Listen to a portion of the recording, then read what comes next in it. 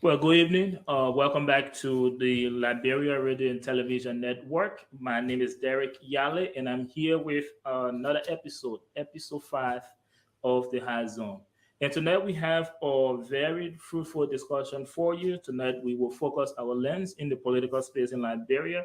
Everything we'll talk about will be some of the major happenings, political happenings in Liberia. And we would like to begin with, of course, introducing our panelists to the audience. So let's begin with you meeting our panelists, beginning with Bobby Mitchell Crawford, Mr. Winkin Weah, and we would like to welcome our newest panelist, Miss Edith Gongloe Weir, and Lord Choppy Charlie. Welcome, guys, to another episode of The Horizon.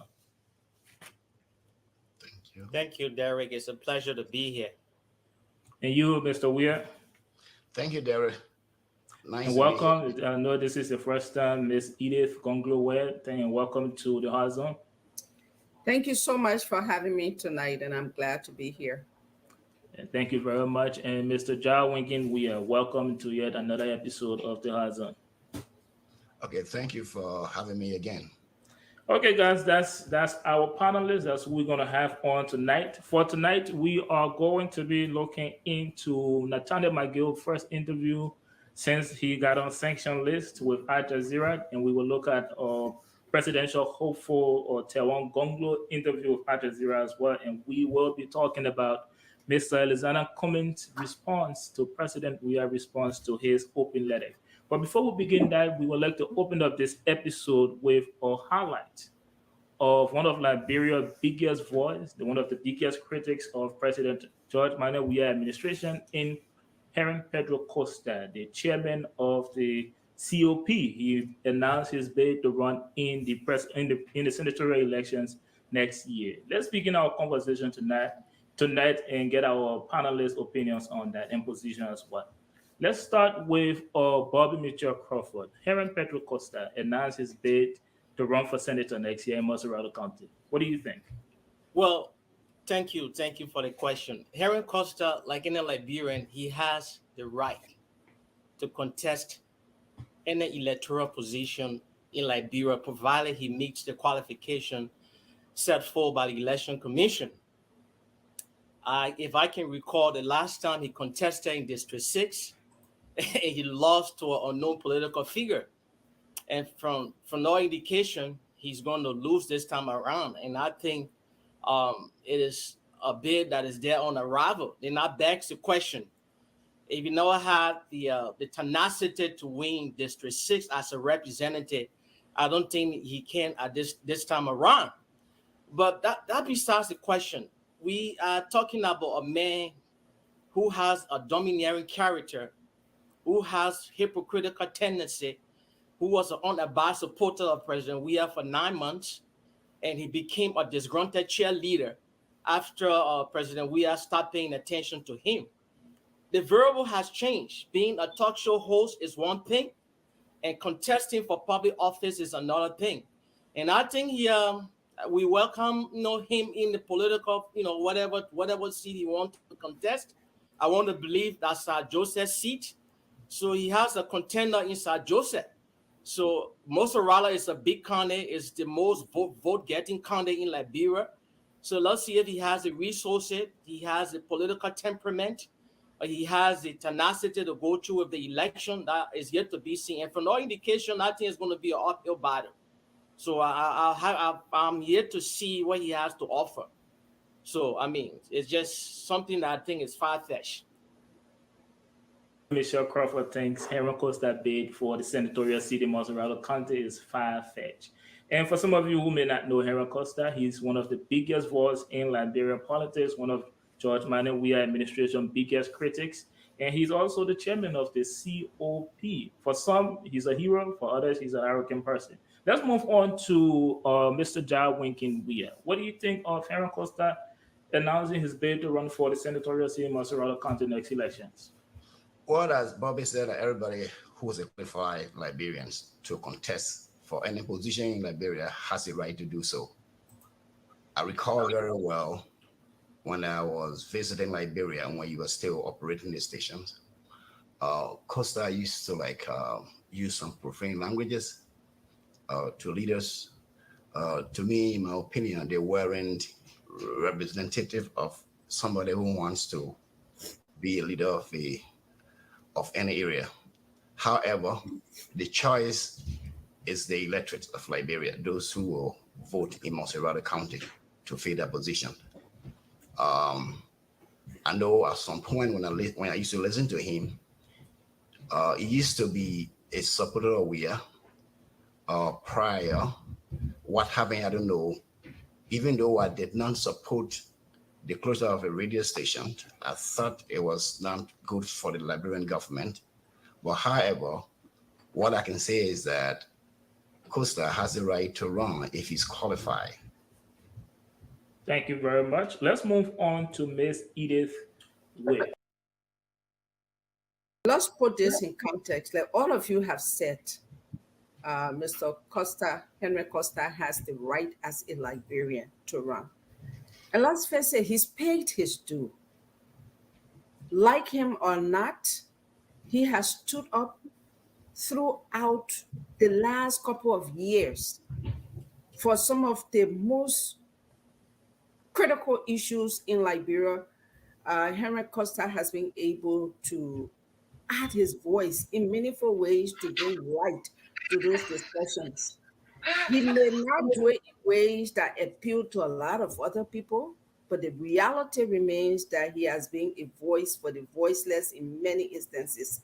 Take cases of rape and murders that have happened in Liberia, unchecked. Most of those information and those cases have been brought to the public glare by Henry Costa. And he has used his platform to bring some of the hidden issues to light. He has used his platform to advocate for good governance in many instances.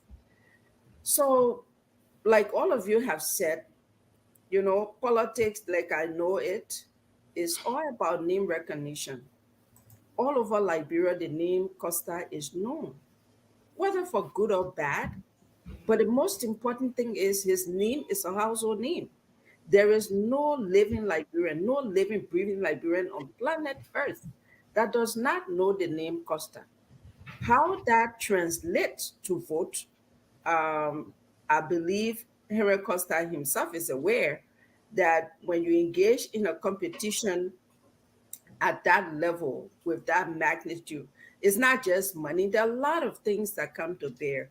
And I believe he's searched all of that and he's prepared himself enough to be able to face the challenge. Thank you very much. Henry Costa announced his bid to run for the Senate seat in Montserrat County, and that was the voice of our newest panelist, Miss Edith Gongloe. Henry Costa, like him or not, he is the voice of the voiceless. He has paid his due. That was the voice of Edith Gongloe, Miss Edith Gongloe. Let's move on to Blow J. Chubby Charlie. Give us your take on Henry Costa announcing to run for the Senate seat in Montserrat County. Well, thank you again, and good to be back. Well, I think Costa is just adding another flavor to the debate for the leadership in the country, especially at the legislative level. So we can only say that it's good to have more Liberians participating in seeking electoral offices that increases the opportunity for citizens to make choices. So I think at that point, it's always a good thing to have people contesting in the political process. Thank you very much, Lord Choppy Charlie. And for the viewers, this is the Horizon on the Liberia Radio and Television Network. Continue to follow us on Facebook and YouTube as well. And that was the lightning round for you. When we come back, we will be talking about the suspended Minister of State and Presidential Affairs, Nathaniel McGill, interview at Jazeera. And we will also look into a presidential hopeful Taiwan Gongloe interview with the same network at Jazeera. And then we will talk about President hopeful as well, or the standard bearer of the CPP, Alexander Cummings' response to President Weah response to his open letter on Facebook. We will take a break, and when we come back, we will go into those topic one at a time. Hi, my name is Martha Tombe, owner of Matisia Natural Hair Salon, located on 4405 Chestnut Street.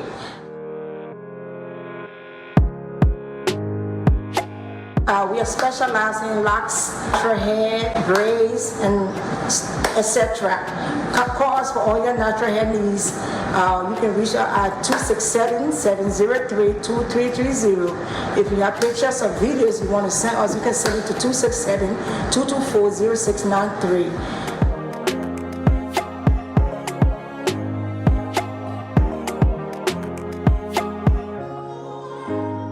Welcome back to the Hard Zone. My name is Derek Yale, and this is the Liberia Radio and Television Network.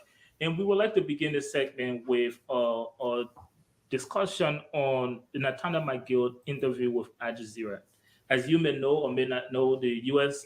Treasury Department announced sanctions on 3 highly ranking officials of the Weah administration, including Lrtn McGill. And ever since then, the president of Liberia responded by suspending Lrtn McGill and the other 2 that were put on sanction list. And Lrtn McGill responded with his official position to the president through writing, and then he appeared on Al Jazeera to do an interview. And we will do a panel discussion on that interview with McGill. Let's start with the overall interview of Lrtn McGill, his body language, and things that were said during that interview. What do you guys make of the entire interview as a whole? Let's start with Mr. Jarwinkin Weah. Okay, thank you for the opportunity. I did watch that, but let's say I was surprised or that he was things were surprising to him.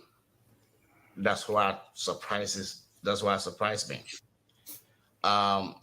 He admitted in the interview that there is corruption in Liberia, but he said he's not corrupt. His justification to that answer was that even though he has been accused, or other people in government have been accused, but under Liberian law, you require anybody who accused should provide a proof. And he knows very well that in Liberia, we don't have that kind of sophistication. And that is what all of those in power, position of power, non-Mankere alone, they use to steal from Liberian people. The way we can justify that is, how was he living prior to becoming the Minister of Presidential Affairs? He paved his street. What was the lifestyle? He said people should go and ask the Lrtn people. Well, we are not going to ask the Lrtn people. He should prove that he is innocent of the crime. We are making comparison with the way you are living to this present time. And all those in power, they also know that Liberians are not sophisticated to know whether you are corrupt or not in a way that it is done in the United States. Because in the United States or in the Western world is that if Jarwinkin Weah is employed here, as I am right now in this county, as a case manager for the Grand Forks County Social Services, they know how much I make. So the next 2 months, I buy big house, big car, question will rise. How did I get the money? But we are not sophisticated like in Liberia. So that justification that because there is no proof he's not corrupt, I do not buy it. Liberians, not McGill, and all those that have been going to power in Liberia are corrupt because they see the position as a means to get enriched. Anything that passes through the corridor of power for people in Liberia, it's not this government alone. There has been the pattern of people that have been in power in the country. Thank you, Mr. Weah, for that beautiful abstract on the interview. I would like for us to talk about the interview in sections in one topic at a time. But let's move on to Blow J to give us his thought of the entire interview first of all. Oh, I didn't really see the interview. But I think I saw a clip of Al Jazeera thing that was talking about interview, and then I saw them talking about interviewing a gentleman regarding the pension situation in Liberia, and I thought it was sad to see that the United Party government of Joseph Boakai, after 12 years, Charlie, there's a pension scheme. that was not the question you were asked. So I would like to Like bring I you back said, to this is what I said. I didn't really okay. want to. Then we'll move on to Miss Edith Gongloe. Gongloe. We'll move on to Miss Edith Gongloe. What do you think of the interview, Natalia McGill interview at Jazeera? I watched portion of the interview, not in its entirety, and the one that I got was the audio was very low, so I had to be straining to hear, what Minister McGill was talking about. Let's face it, anybody in McGill's shoes would have said exactly what he said, because nobody goes in front of the camera and say, "Look, I'm a criminal, I'm a rogue." Even if they catch you committing a crime, the first self-defense that most people will put up would be, "Well, no, I didn't do it." So I'm not surprised that Minister McGill said that. Be that as it may, the facts are so glaring. The facts are glaring. I mean, let's face it, McGill is a friend, is a family friend. I've known him long before he became Minister of State. But this government, and not just Minister McGill, all of the officials that are serving in this government, the majority of them, they've got chips on their shoulders. And so McGill and the others have been indicted and they've been sanctioned. If a microphone, appears to his mouth, especially when he's addressing the world, the most he would have done is just what he did. Well, I'm not guilty. There's corruption, but I'm not the one, even though the facts are so glaring. Okay. But that's the human side, of things. Even in this country, people are caught in acts, especially people in public spaces, and the first thing they would do is to defend themselves and say, "I did not do it." Classic case was the Bill Clinton case in this country. And he looked in the mirror and said, "I do not know that woman."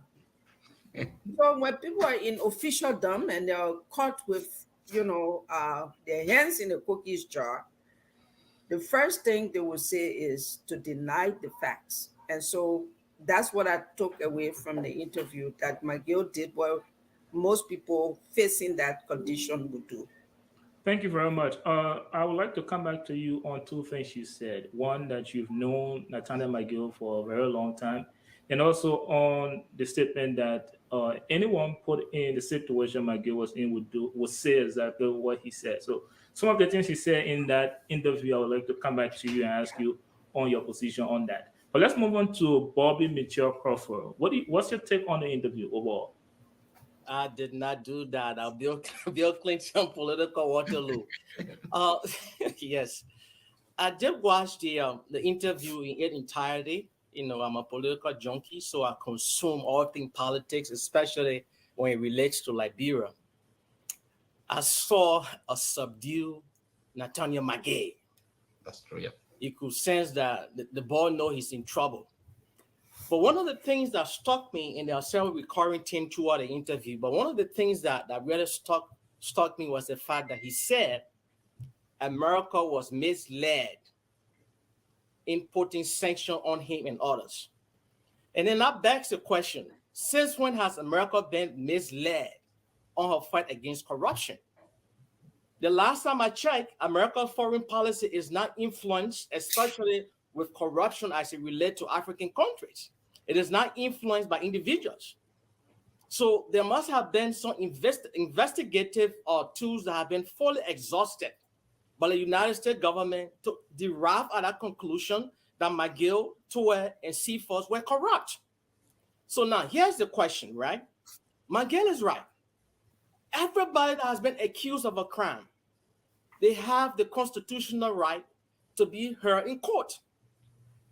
When he was suspended by President Weah, President Weah in that suspension said, I'm suspending you and I'm going to launch an investigation.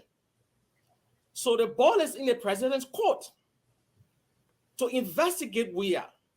Earlier, Jan Winky Weah alluded to the fact that we don't have that sophistication. I agree totally.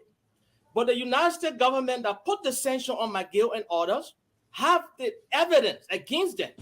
All Mr. Weah has to do, ask the United States government, okay, these sanctioned officials, what evidence do you have against them so that we can have them prosecuted? But Mr. Weah hasn't done that. So that speaks volume. So I'm not surprised that McGill has engaged in this bickering because he knows Mr. Weah is not going to act on it. And it has subjected the country to public shame. It has subjected the country to ridicule. And I think it needs to be corrected. So, thank you very much. Yeah. Thank you very much, Mr. Crawford. I'd like to come back to you, Ms. Edith Gongloe. You made a statement that you've known Mr. McGill for a very long time, and also that if anyone was put into that situation McGill was in, they will kind of say what he said. So during the interview, when Nathaniel McGill was asked about his person, one of the things he said was that he's not corrupt. And he also said that he's an honest guy who loves his people. So I would like you to respond to that based on your relationship with McGill or how long you've known him. Well, let me just make this clarification. I've known him, not that we've been best of friends, but we're just like acquaintances. I've known him politically. We're okay. Political, you know. Would you agree with McGill saying that he's an honest guy and not corrupt? Can you talk to us on that? Well, like I said, I don't know him on a personal level. I know him on a political level. When after the 2011 or 2011 election, I got to know him, you know, when they all tried to seek some sort of camaraderie, for lack of a better way to express it. So I cannot vouch for what he says. Only people who are close enough to him and know him at that personal level, know his character. I cannot be a character witness for Mr. McGill. I know him on the political front as a seditious, as a strong seditious from 2011. That's how much I know him. I don't know him politically. I don't know him character-wise. So I cannot, you know, judge whether what he said is true or not. But people who know him probably can attest to whether he's speaking the truth or he's not speaking the truth. We've never even worked together, so I don't know what his work ethics is like, whether he's an honest person, whether he's dishonest. I don't know any of those about Mr. McGill. All right. During his time serving as the chief of staff to your president office, President Weah, and I say you as Lrtn, do you think he's a corrupt government official? From all of what has been disclosed to the public and what we know, you know, I like every time when Councillor Gongloe speaks, he talks about lifestyle audit, something that is very strange in the Liberian political space or in generally in the African political space, but it's here and it's in developed countries. Lifestyle audit is key. So if we were to do or conduct a lifestyle audit, can Mr. McGill really come out and say that everything they say is false? Okay, thank you. That post where he lived before, how he lived before, and how he lives today. You know, all of these, it may be perception, but these are indications, you know, and see how much you make today. What was your asset declaration? How much were you worth before coming to the position that you occupy today? And how much have you acquired from your salary and benefits, I mean legitimate and legal salary and benefits, and compare it with current lifestyle and properties that he's acquired. If you do lifestyle audit, it will leave any reasonable person to believe that the allegations are true and correct. But Thank again, you. that lifestyle audit is something that will pretty much cut the case for lack Thank of you. Thank you very much, Ms. Edith. I would like to move to Blow J Choppy Charlie this time. I know you said you did not watch the interview, but I would like to state this that during the interview, when speaking on the consequences of the sanctions, Mr. McGill, a former or suspended Minister McGill, said that the effect this sanction has had on him is that it destroyed his reputation. So I'd like for you to speak on that. And the interviewer did ask him what reputation, which he did not respond to. But I'd like for you to respond to that. Mr. McGill said that the sanction destroyed his reputation, and also you can answer the question: do you think McGill is a corrupt person? Well, I saw snippets of the interview afterwards. Okay. I commenting on a personal take of an individual, his personal feelings about his own character is something that is difficult for me to do. How McGill felt about his character, I mean, that's his feeling about his character. But I really want to address some of the things that I'm hearing. Before you do that, let me remind you that in one of the episodes of the High Zone, when we were discussing Nathaniel McGill tape, you did made a statement that you don't think McGill is a corrupt government official. Do you still stand by that? No, I don't. I don't know if I said that. Then that would have been mischaracterization, because it would be difficult for me to really say about anybody in government about their own personal behavior. On the league So tape, if I did say that, like I said, if I did say that, then probably I was speaking on something, and maybe it would be considered as a misspeech. But generally, it's difficult for me not being a person with somebody who is working currently and be able to judge that person whether they were corrupt or not. We can only look at the public record to make those determinations, and that public record will obviously have to be through a due process to inform us.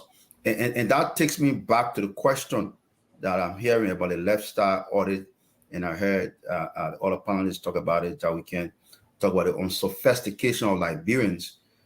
Also, I think it's a misunderstanding again, and it is a danger that we have in the country. It's a complete misunderstanding for anybody to assert that Liberians either one are unsophisticated to understand the question of corruption or whether people are corrupt, and secondly, to say that people are unable to judge lifestyle.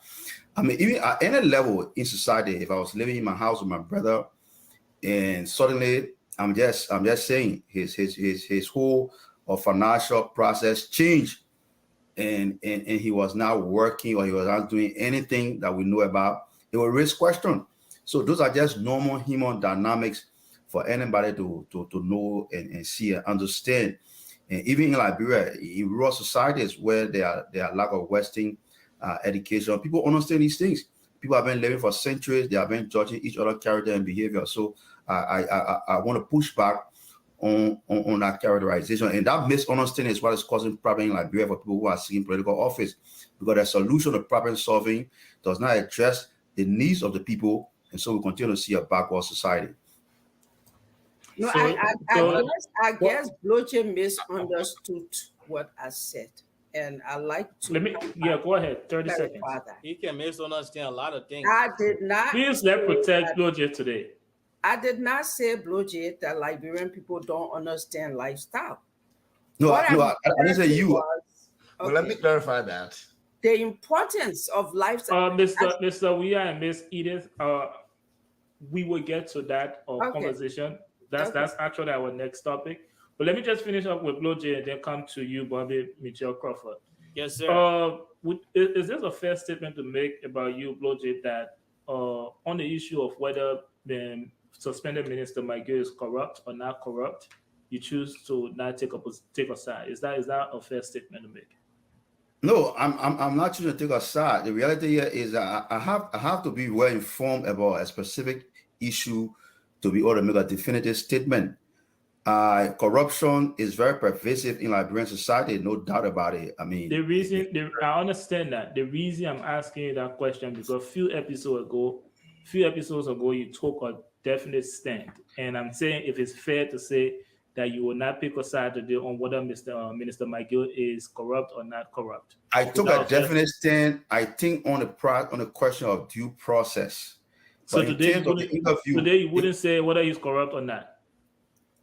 like I said, I cannot definitively say McGill is corrupt. If I made that statement in the past, then probably I was in speech and it must have been a miscommunication. But the reality here is that and I think I've emphasized this point many times, we have to be able to make the determination based on due process, the outcome of due process, not based. I mean, I agree lifestyle audits are very important.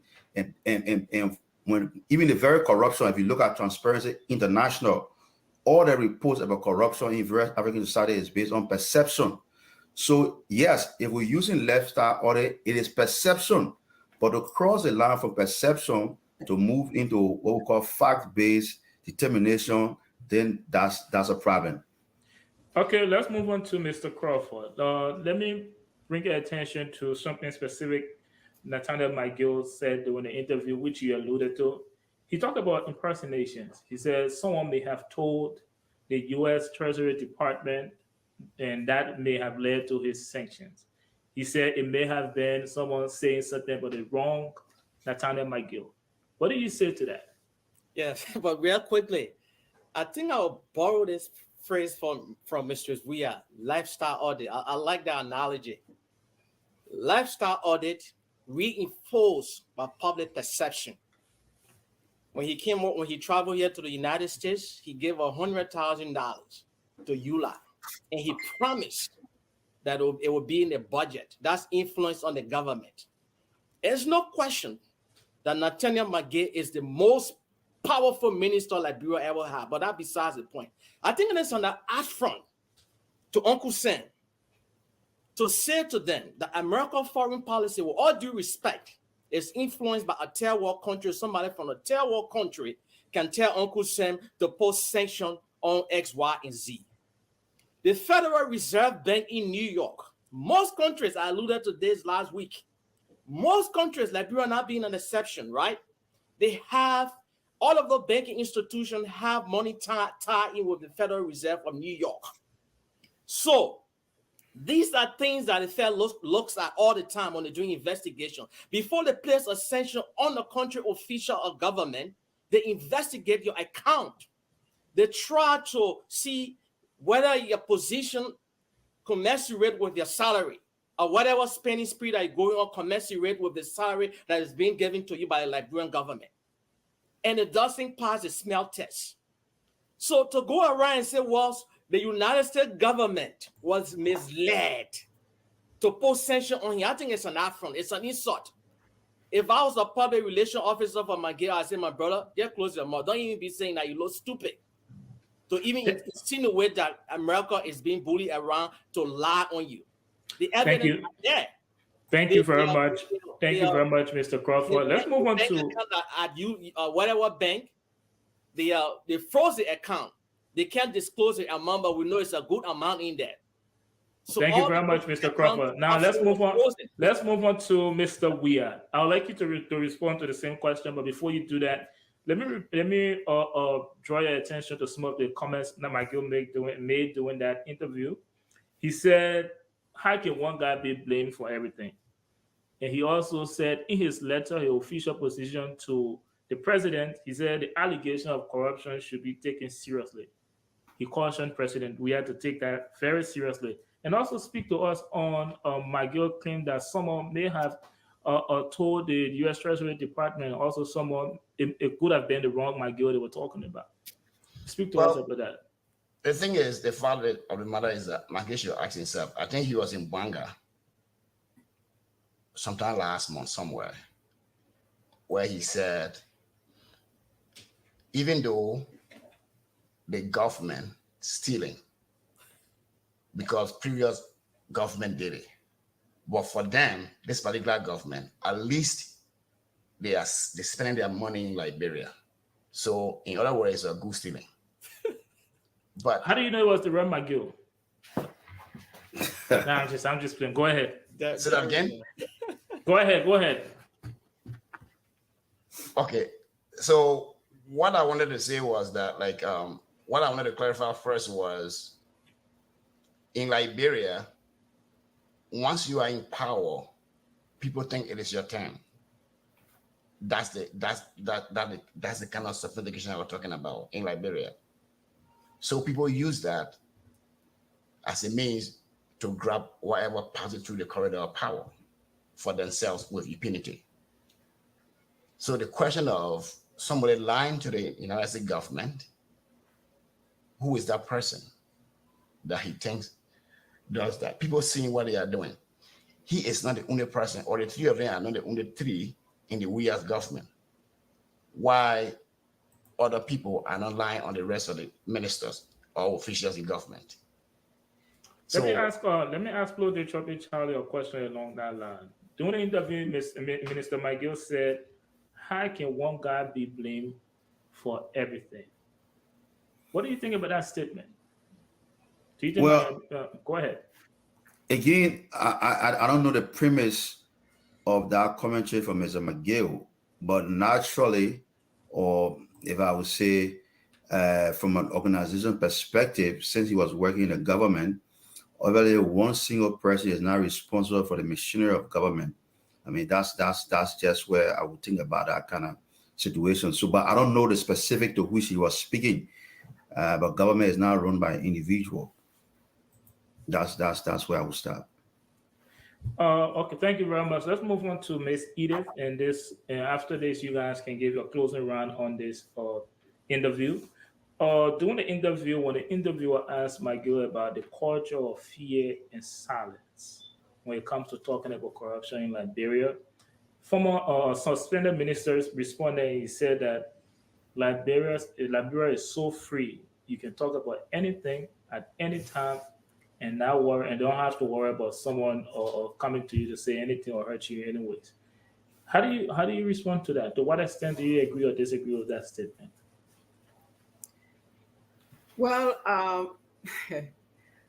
to say Liberia is so free and you can say anything and nothing happens, I disagree with that. There have been so many disappearances, so many deaths, unexplained deaths and murders.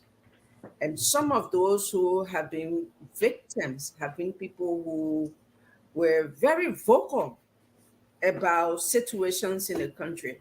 Take, for instance, there was a boy who became a very vocal advocate for justice in the Princess Cooper's case.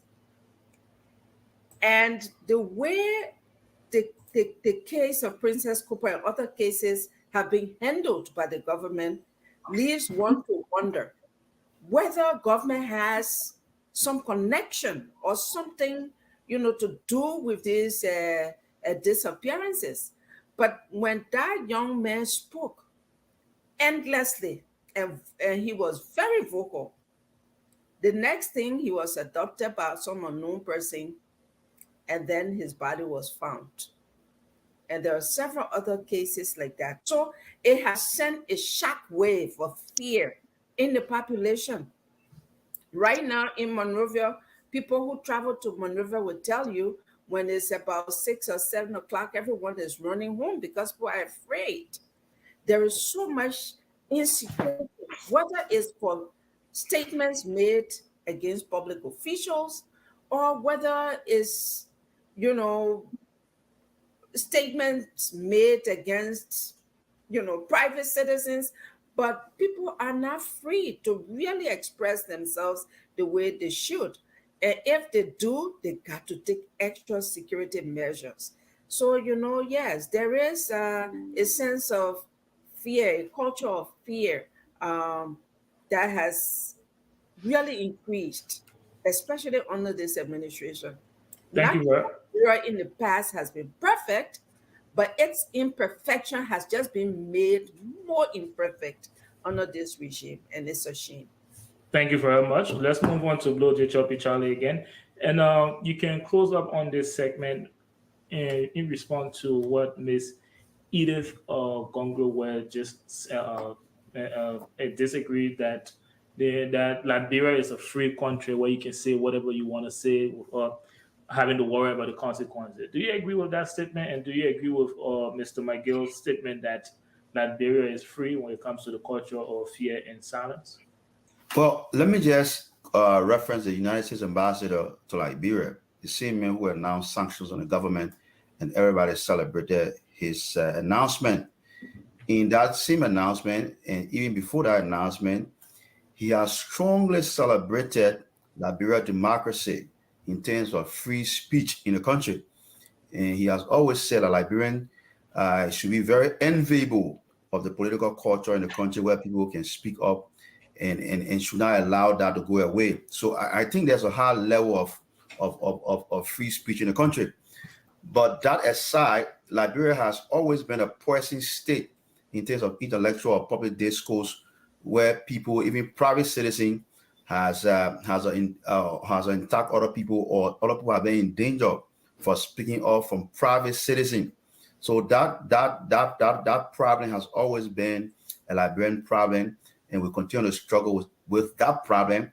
We are making some progress in our directions. I think we need to do more as a society, not just a government, because most of these things happen in different communities. So I would just say this is a legacy problem with the country, and we are trying, especially from the government perspective, trying to address those legacy problems. It's going to take some time for us to really get to where we want to get. Thank you very much, Lord Choppy Charlie. Let's move on to Bobby Mitchell Crawford. You can close out on this discussion, but also tie in your response to Mr. McGill claiming that Liberia is so free, you can talk about anything and nothing will happen to you, in his words. To blow the Charlie's assertion that the ambassador did say Liberia enjoy unprecedented freedom of speech. He who wears the shoe feels the pain.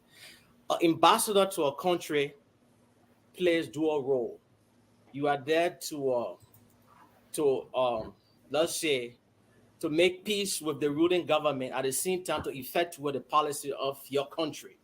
So when an ambassador speaks, they speak in different terminology. They speak to or in touch the ruling government so that it cannot be declared persona non grata. So that doesn't say the whole story. But here's the thing, though. It is a known fact in Liberia that Nathaniel McGill operated a death squad. Whether it's true or not, like I said earlier, public perception is reinforced by facts. This I know. Former AFL soldiers, a lot of them owe allegiance to McGill. And there have been disappearances in Monrovia that in public quarters, people say the minister has something to do with it. Whether it's true or not remains to be seen. So to come here and say, well, because there's free speech, but that doesn't explain the unexplained. That's the oxymoron deaths in Liberia, in Monrovia specifically. People are dying, people are disappearing without proper investigation. Take the Fort Auditor, for example. There has yet to be an investigation that will bring to bear who perpetrated that evil act against the people. Security continue to elude the Liberian people. So if people are enjoying freedom in the country, but yet they are not secure, that is a problem. And the whole question of McGill saying he's innocent, the people should take him to court so that he can make his case, the ball lies in President Weah court. If President Weah said that he's going to investigate, ask the United States government for the evidence they have against his body, so that he can present it in the court of competent jurisdiction, so that McGill can have his day in court as an American or Liberian citizen. It is his fundamental right. The fact that Mr. Weah is not doing that speaks volume. So we have to look at his team from different angles. It has nothing to do with the United States government being misled by people. It has nothing to do with people lying on McGill. It has to do with the corrupt practices of McGill that have culminated in him being sanctioned and some other Liberians. This is the bigger picture we're supposed to be looking at. But let's move on. Mr. Weah, you can close out on this discussion. But before you respond to Nathaniel McGill response on the culture of fear and silence, I want to draw your attention to Nathaniel McGill response when the interviewer had asking about the Liberian people cry that the higher ups are getting richer while the people in the low region are getting poorer. He dismissed that and called that public perception issues. I want you to respond to that, and also to Nathaniel McGill response to the issue of culture and the culture of fear and silence. I'm sorry. All right. So what I will say is like let me, Mr. McGill, go to West Point, go to a middle town, or in the night, go in the street and see the way the children that perhaps he is not seeing it now because he's in power. So that is a fallacy. Let him go and see young girls that are setting out school fees. So because he's in that position today, he thinks everything is okay because he goes around, perhaps share some of the resources that he acquire, including money, rice, other stuff. That is not a way of governance. The Liberian children need opportunity. Mr. McGill and the Weah government promised a change to move away from the patronage governance system, but that has not happened. To the free speech aspect, it was Weah who closed down Costa that we talk about. So that means that anybody who so high him as popular, he will also be closed down if you have a platform that is popular with Liberian people, because he disliked the way Costa was popular. He disliked the kind of follower Costa had. So you cannot be proud of a free speech in that sense.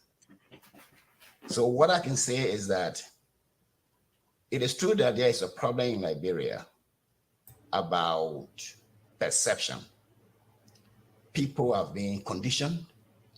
People are being indoctrinated, believing that when you are in power, you can serve as a seeming God. And that's what has not changed. And that is why I support Gongloe to change that patriotic governance system. Thank you very much. Let's move on. Let's move on to Miss Edith. The campaign. Let's move on to Miss Edith for her. I will let you to close this discussion. We'll take your comment as the last comment for this discussion. On Nathaniel McGill interview at Jazeera, Nathaniel McGill raised a question: how can one guy be blamed for everything? Take us home on this discussion with that. You're muted again.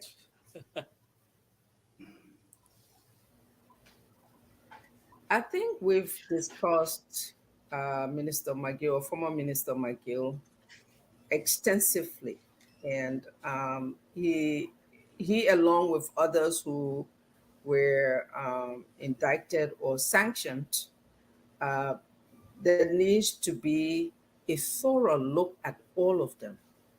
But to your question as to when he said, how can one man be blamed for everything? It depends on the kind of power the person wields. It is clear public knowledge that President Weah is just a ceremonious head of Liberia.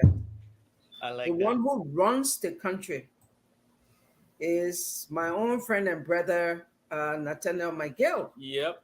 Everyone who has gone to Liberia, who has interacted with the executive mansion, had walked away saying that President Weah would make no decision without referring to Minister McGill. In fact, there have been instances where people said they went to see the president or they took documents to the president, and his first question would be, has McGill seen this? Have you taken it to McGill? So if he says, how can one man wield so much power or be blamed for everything, is because of the position and the kind of influence that one individual has on the executive. Thank you very much, Miss Edith, and I'd like to thank you I guys, can't get on my back, man. You just hit it out of the park. Mr. I would like to thank you guys for your contribution on this segment, and to our audience, continue to follow the network, continue to follow the High Zone, and as always, there's no gimmick, no fluff, just real talk. But we will take a very short break right now, and when we get back, we will look into Taiwan Gongloe interview at Jazeera. Thank you. My name is Theophilus Julipan Nelson I. I am the founder and CEO of Lrtn Africa LLC. Lrtn Africa started as an employment agency that sought immigrants coming to the U.S. and finding ways and means to go to start life in this great country. Now we have added airport pickups and drop, car rental, or rental. As you see, we have a new business location. Started with just a little office part, but today we have a whole complex that we can do a lot of stuff with. Hello everyone, my name is Geneva Kreitz. I'm the Executive Administrator of Lrtn Africa. We have an excellent employment rate at our company. We work with and for you regardless of your situation. If you've ever been in prison, maybe your background isn't great, do not worry. We have a place for you here. We believe in equal opportunity for everyone, especially you. So sign up today and begin earning. My name is Emmanuel B. Horton, Operational Director for Lrtn Africa. Lrtn Africa is the place to be.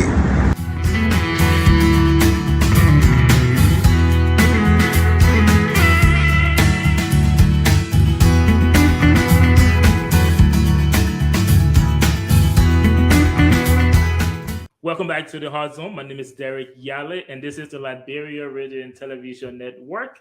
Next on our discussion, we will be talking about presidential hopeful Taiwan Gongloe interview with Al Jazeera. So we'll bring on our panelists to give you their take on Taiwan Gongloe interview. Before I move on to my panelists, let me just review some of the highlights of that interview. Mr. Presidential hopeful Taiwan Gongloe spoke of the level of corruption. He said it has accentuated under President Weah. And during the interview, he had his broom as a symbol of sweeping what he refers to as damning corruption in Liberia. And he also said that change begins with a change agent. And he thinks that he's that agent. He's the only one that can bring change or government free of corruption in Liberia. Let's start this roundtable discussion with you, Bobby Michelle Crawford. What do you make of the interview as a whole? Well, you already got to stop now. It's okay. Go ahead. You don't want Lrtn right in front of me the whole time. It's like Lrtn. It's totally fine. All right, go ahead. The good old counselor, as expected, he spoke on a wide range of issues, and his judicial prudence was on full display, for lack of a better term. He may be considered the X factor in this coming 2023 presidential election, and for a very good reason. He has an amicable character. Whenever he speaks with an understanding of the political variables in Liberia. He's that one person that understands that Liberians need to be emancipated for economic degradation. He's that one person. And I'm not being Taiwan Gongloe spokesperson here. I'm just speaking fact. Even in 2008, when he was Solicitor General, he tried to introduce change in the judicial system. So whatever he espoused or he expressed in our interview with Al Jazeera was just an extension of who he is. Through all his career, even as a poor man lawyer, like they can say in Liberia, as a public official, as someone who went all across different spectrum in the political sphere, he has been consistent. Judicial prudence, equal participation of Liberia in the political process, economic emancipation. So I wasn't surprised when he granted that interview, but what struck me was the case he laid against President Weah. This is something that we have echoed. People that criticize this government, it is nothing personal. This is something that we have echoed, that this government has failed miserably as far as good governance is concerned, as far as the security of the people is concerned, as far as creating a great set of conditions under which every Liberian can be able to live and develop their potential, they have failed miserably. So Terrell Gongloe, like most political opponents, was just highlighting that in his interview. And to add a little flavor to it, he just described or put in prospect, what his election of being president would look like. I mean, it's yet to be seen because it's a Herculean task. I mean, it's one thing to be popular and it's another thing to engage in a political contest. It requires funds. It requires traveling. There are a lot of logistics involved. So it remains to be seen if Mr. Gongloe is up to the task. But I was really impressed. Like I'm always, whenever he speaks with clarity. He speaks to the issues that affect Liberian. And it is refreshing to have a refined Liberian like Mr. Gongloe. There's nothing that really bad I can say about the counselor. He been a remarkable person. And our interview was just, icing on the cake. That's all I can say. Thank you very much, Bobby Mitchell Crawford. As much as I would like to move on to Mr. Weah, I know you can't wait to talk about this. But let's move on to Bobby Chubby Charlie. Bobby Chubby Charlie, tell us your take on Mr. President Sokofo Terrell Gongloe interview with Al Jazeera. Did you watch it this time? You mentioned it with Bobby. I'm sorry, Flo J. Chubby Charlie. I keep making that mistake. Like I said earlier, I didn't have a full view of the Al Jazeera take. I saw some snippets. The 60% again, right? But from what you are saying about Gongloe, the message is not new. So I don't even have to watch the Al Jazeera tape to understand Gongloe message because he has repeated those comments. But it really raises a lot of question about Gongloe himself, not so much about what he says, but what he has done in terms of fighting corruption. If we saw him as Solicitor General, and I'm not questioning his character here as to say anything negative about him as an individual, but I'm talking about his claim to be a strong fighter for corruption. Then we have to look at his records as a Solicitor General, where he had the power to prosecute. What is his record in that job? And then we also look at his record at the Ministry of Labor, especially when we saw, like I said, a snippet of that interview has to do with the pension scheme. And he was at the Labor Ministry, the pension scheme had a lot to do with the Labor Ministry. So there's a lot of questions that Mr. Gongloe has to answer. And hopefully he will have to answer this question before we can really see that he's really for fighting corruption. Let's look at his record at the Solicitor General. What did he do with corruption? I mean, a lot of corrupt cases were on the Ellen Johnson Sirleaf government. He was Solicitor General. A lot of corrupt practices were all over the place. We did not see that fight. He was at Labor Ministry. It's still desirable to see what occurred there. So let him come and give us the records, give us the meat. Thank you very much. Thank you very much, Bloody Choppy Charlie. We focusing his political lens on Terrell Gongloe record. Let's move on to, before we get to you, Mr. Crawford, let's move on to Mr. Weah. Give us your position on Terrell Gongloe interview of Al Jazeera. All right. I think what is clear about Mr. Gongloe is that he wants to be SIC, meaning servant-in-chief of the Liberian people, which is lacking in the leadership of Liberia. Anybody who gets to power, especially the presidency, see himself or herself as a seeming god. So what Gongloe brings to the table is to change the entire system, where rule of law will come into play, where the presidency will not be that powerful, where the presidency will be asked to submit itself to inquiry every 3 months. And that will give more Liberians the opportunity to understand the true meaning of governance, where the 3 branches of government will function separately and independently. he recognizes that our present structure of governance is a flaw, is dysfunctional. He also recognizes that we can't rely on the same people to transform these institutions. This is where all the people who have sit at the table to have input as to how to move the country forward. It is not easy because people have been conditioned to believe in that government is the solution to everything.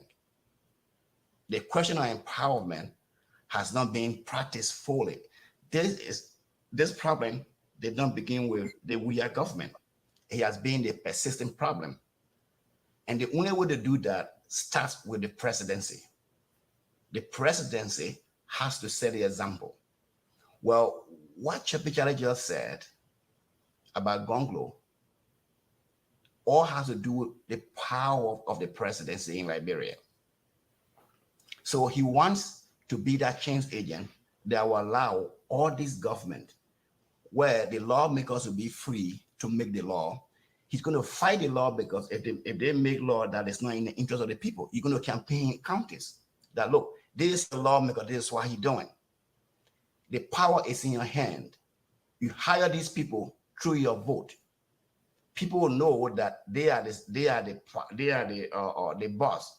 Those who they hire or vote for are the servant of the country. That's how he wants to rule. That's the way I can explain it to ordinary Liberians. If you vote for somebody, you are hiring them to work for you. They are not your boss. They need to be accountable to you. And that's what Gongloe brings to the table. Thank you very much. Let's go to Bobby Mitchell Crawford. You had a comment to make. I was just trying to blow just a point earlier that he raised about the consider tenure in Lrtn government. And I want to make this clear. 30 seconds. I'm not an apologist for the Gongloe's camp. I'm just trying to speak truth to power and read it like they can say you're entitled to their opinion, not the fact. The Solicitor General is the government's lawyer. He works at the discretion of the Minister of Justice. So it is the prerogative of the Ministry of Justice that will deem a case necessary that will allow the Solicitor General to engage in prosecutorial duty. So one of the landmark cases that Councillor Gongloe, was able to adjudicate has to do with tribal land. You and I know in Liberia, there are tribal land that is in direct conflict with guidelines and procedure established by the Ministry of Lands and Mines. You and I know that. Land dispute in Liberia is a big problem. He raised the issue. There was even a hearing that the councillor, appeared in the House to establish the fact that it was necessary and in the interest of quieting conflict in Liberia that the land dispute be resolved. It was never resolved. And then when he was relieved of his post, he went and served as Labor Minister. There was a dispute. You know what the dispute was? Most of the Lrtn loyalists, they brought a list to him to be employed at the Labor Ministry. He had a problem with that. He was of the opinion that thank you, Mr. No, let me exhaust the thing. Thank you, Mr. Remember when they go to the civil service agency? That was the problem came from. If I can get a chance. When Lrtn disagreed, that's when he resigned. I'll give both of you 1 minute. I'll give both of you 1 minute each. The record are there. Finish up, Don't Mr. Crawford. you want the main character? Go ahead, Blue Jay. I understand. Yeah, look, I think we heard Jawiken Campini talking about the aspiration of Gongloe, what Gongloe intends to do. Anybody can have a big aspiration, but we have to match that aspiration with your records as evidence that you can perform a task. We are seeking to know Gongloe record for his aspiration, and that record, we have not seen it. Bobby is talking about the Solicitor General work at the way of pleasure. No, the Solicitor General work in concert with the law. The Solicitor General does not work at the pleasure of the Justice Minister, not as the President. The Ministry When of Justice. That's yeah, why they say I can be I'll have a chance. interrupting you. Yeah. Hold on. You're a victim of there. historical Let's fallacy. protect Lrtn. Go ahead. The Solicitor General goes to court. The Solicitor General is not just a government lawyer. Another correction you have to understand. He's a lawyer of the Republic. So even if there's a case between the government, the Republic is not a government. Hold on. The Republic is not a government. The Republic comprises of citizens and the government. So when the Solicitor General goes to court, he goes to court in the interest of justice, not to represent the Justice Ministry or the President or just the government interest. So even if the Solicitor General went to court and there was something wrong with the government case, the Solicitor General has an obligation in keeping with the law to ensure that the government does not prosecute people falsely. So just that correction. So the point here is that this great aspiration that Gongloe is expressing, we're not questioning his aspiration. We're not questioning his personal moral. I can be a good man. I can be nice to people in my neighborhood. Does not mean that I could be a good governor or a good leader. We want to see his record as a prosecutor, how he has effectively prosecuted case in keeping with the law or rooting up corruption to exemplify that he would do similar thing if he becomes president. And even the labor ministry, we have not seen that yet. Let me give you 30 seconds, Mr. Jawinkin Weah. Okay. to the Justice Ministry, what he did was he made sure that all those who were appointed judges were trained lawyers. He changed those who were just appointed based on political appointment, who were not trained, because he felt that to get real justice, you need a real lawyer. The history is there. The record is there. All those who were appointed judges, magistrate judges throughout the country when he was Solicitor General, they were all trained lawyers.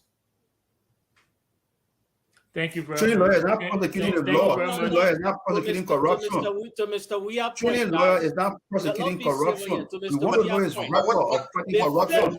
What I'm trying to say is that, Mr. Crawford, let me come. What I'm trying to say is this: that let me come in to and I'll begin with you, Lrtn, on this, and I'll refer you back to Mr. Presidential hopeful Tewon Gongloe interview. He opened up a challenge during his interview. He said no one can point to any time in his career, any instance in his career that he participated in corruption or he was corrupt.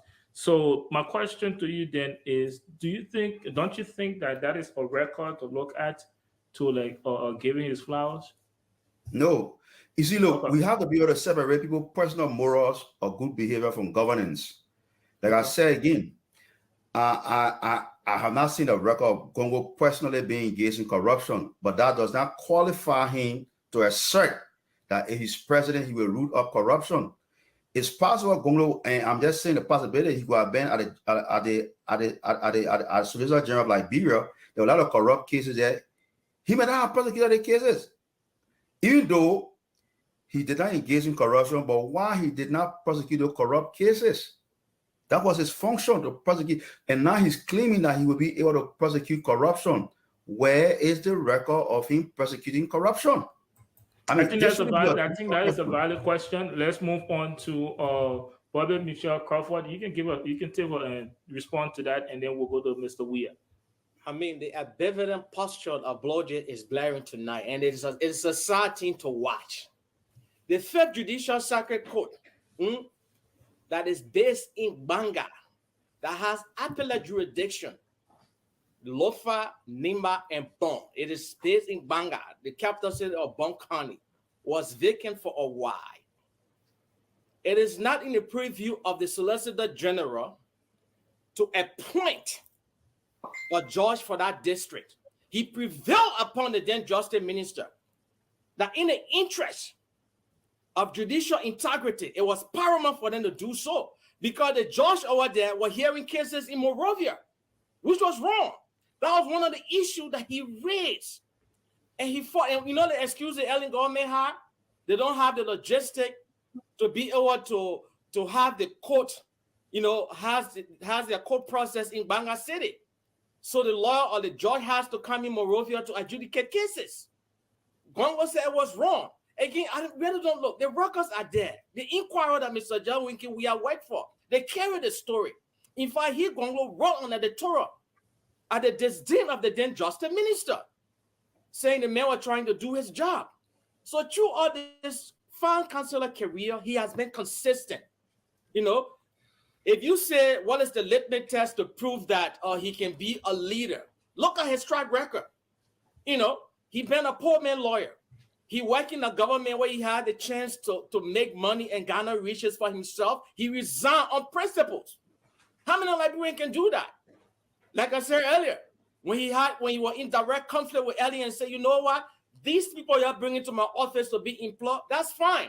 But have they passed through the civil service agency? And the question was no. He said, no, I cannot employ them. And they said, no, you have to employ them. He resigned. That says a lot about a person. That says a lot about the character of the person he is. Thank you very much. Thank you very much, Mr. How will you prove that you will be a good leader? The best predictor of pre-show performance is based on past behavior. And he has demonstrated that. And Mr. Jan Winky, you don't even have to talk. I got you tonight.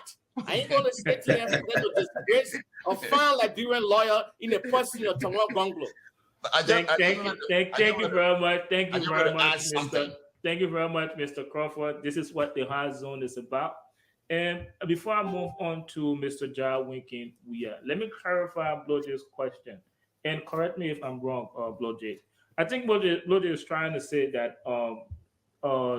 presidential hopeful Tawan Gongloe can show records of him being corruption-free. And he's been on the advocacy of fighting corruption, even having a broom as a symbol to sweep corruption in Liberia. I think Blodge is asking you or Mr. Ja Winkin, what is one of the most solid evidence that we can look to where Tawan Gongloe actually fought corruption in his capacity as a Solicitor General? I don't want to cite the specifics, but here is what I can say. In our current system, if you are in that position, you need resources.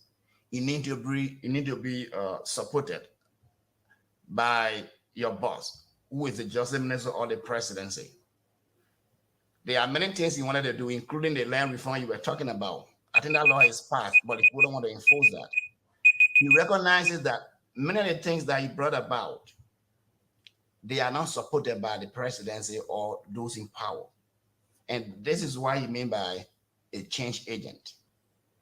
You need a political will beginning with the presidency. I don't want to cite specifics, but what I can tell you is that, as Crawford said, like Van Sharma and other people, when he graduated from law school, he would have become a corporate lawyer. He chose not to do so. Even some of the sedition, he played for them in court. The very Salif that he worked for, he played against Salif, against people that were accused wrongly. So I don't want to pinpoint, because the problem in Liberia, as we believe, as Gongloe also believe, is the structure is a problem. And whether you are transparent as a Solicitor General or not, if you don't get the backing of the presidency and your minister, you can't do anything. Because if you want to bring about charges or prosecute anybody, it has to be approved. You need the resources. You never had resources to do certain things you wanted to do. I'm sorry to interrupt you, Mr. Ja Winkin, but are you saying that Tawan Gongloe, presidential hopeful Tawan Gongloe, never had the resources or the backing of his bosses or colleagues to fight corruption? Yes. So what I'm saying is that aside from resources, you need a political will. You as a Solicitor General, even in the United States of America, if the prosecutor is to prosecute a case, you need resources to do so. And if you are under supply, and one of the ways he wanted to do that was to make sure that all those who were prosecutors or judges in other counties, they should be trained. Most of our resources up to this point coming from foreign donation. Our government, underfunding, the police, and other things, which he wants to focus on if he were to win the presidency. So as a one person in a ministerial position or director position or Solicitor General of Liberia, if you want to prosecute a case, you need the resources. Number one, if the one you want to prosecute has no lawyer, the government has to find a lawyer to find so that you will get a free and fair trial. So what I can challenge anybody to say, this is what Gongloe done wrong when he was Solicitor General, when you're serving with soil government as well. I think serving in government allow him to see the flaw of how our government system works. And he wants to have the opportunity to change that. Gongloe was the only man who traveled on government per diem and returned what was left that was never used. You will never find that in Liberia. Thank you very much, Mr. Jack. I'm coming to you real quick. Before you respond to Mr. Weah, I want you to respond to some of the assertions he made. How do you respond to him making a statement that he cannot point to any particular case where Mr. Gongloe fought corruption because he, according to him, never had the resources or the support of his colleagues or his bosses at the time? How do you respond to that? I think that's a problem. It's a serious problem. And before I even answer that, I just want to make some corrections on this land issue that I'm hearing that Gongloe is responsible for addressing travel land issue. Land issue became a very serious matter immediately following the war. That's why a land commission was established. It was a national question. It was not Mr. Gongloe initiative. So I think for anybody to assert that Gongloe is responsible for travel land dispute resolution or other things related to that, I think it would be a mischaracterization and it will be putting a dent on the character of Mr. Gongloe. I wouldn't even imagine Gongloe making such a claim himself. But back to the question of Gongloe fighting corruption, I think the fact that the defender of Gongloe here cannot say when Gongloe was Solicitor General, he represented the government, he fought corruption cases, and his excuse is resource and his inability to perform because he was one man. If you listen to that round of defense, it shows a contrast and a contradiction, because these are the same folks who recently said on the same show just tonight that Mr. McGill, as a single individual, not being the president, was responsible. When McGill said, I'm one man, I'm not responsible to do things in the government. And they all said, no, Mr. McGill was responsible. He could do that. He had a position. Similarly situated was Mr. Gongloe. As a Solicitor General, the Solicitor General is operating based on the law. He has that authority. So if your claim is Mr. McGill as a single individual could just do things, then what about Gongloe? Why are we now saying Gongloe needs presidential authority, but McGill don't need presidential authority to function? Contradictions, and it raises a lot of red flags. Let's protect Lord J. Choppy Charlie. Now I will come to you, Mr. Weah, but let's move on to Bobby Mitchell Crawford. I think it's a fair argument. We are not we can't taint Taiwan Gongloe character. He's a man free of any form of corruption. But can he point to a case where a period in time that he actually fought corruption, or point us to a case, reference us to something that we can actually believe that tomorrow when he becomes president, he will not give us excuse that he never had the backing of corruption. people. I'm going to pivot a little bit because it seems I'll go in circle on the Tyrell Gongloe's character. Okay, just give us one case. I think it's a fair argument. When he refused to implore those alien loyalists that he brought to the labor ministry that led to his resignation. He resigned on principle. That's fighting corruption. Do you know what we have the civil service agency? It's like the clearinghouse. It's like the Liberian government civil service, the Liberian government human resource. If you bring a resume and you say graduated from X, Y, and Z, it is the civil service agency that serves as a clearinghouse that will ascertain whatever degree that you are speculating around. They're the one can do the vetting process. So if Taiwan Gongloe can be in direct opposition to alien loyalists that's trying to populate the labor ministry on ground that they haven't been vetted by the civil service agency. That's sweating corruption. But let me pivot a little bit. So one of the things that he highlighted in that interview on Al Jazeera has to do with the fact that he had expressed interest to contest the presidency of Liberia, which is a good thing. Every Liberian has the right to do that. But then that begs the question, does he have the resource? It is one thing to be a popular human rights lawyer. It's another thing to engage in a political contest that requires funds, that require logistics. And from all indication, Mr. Gongloe hasn't really demonstrated that he has those things. I would love to see the consider, moving forward with his presidential quest. But from all indication, these are something that I feel that, to a certain extent is eluding him until he can address that beyond the borders of Moserado County and go into the hinterland and make a case to the Liberian people. Because Liberia is not Moserado. Liberia is not Mangibi. Thank you. Thank you so much. Last time I checked, we have 15 counties and maybe like 3 territories. You'll be right with that. But let's move on to Mr. Jadwikin Weah. You got 2 people to respond to. Respond to Bobby Mitchell call for a session and also Dado. Let me respond to Bobby first. In terms of resources, Mr. Gongloe is ready. Mr. Gongloe is being supported by his supporters. He wants to show to the Liberian people that if you want good something, you support it. So his campaign is being supported by more people based in the United States who are Liberian that want to see him as the president of the country. So we have louder mobilization, paying monthly due. There are some group of Gongloes that are buying vehicles. There are some group of Gongloes that are buying temporary. There are some group of Gongloes that are setting up offices throughout the country. That is, people look at this man.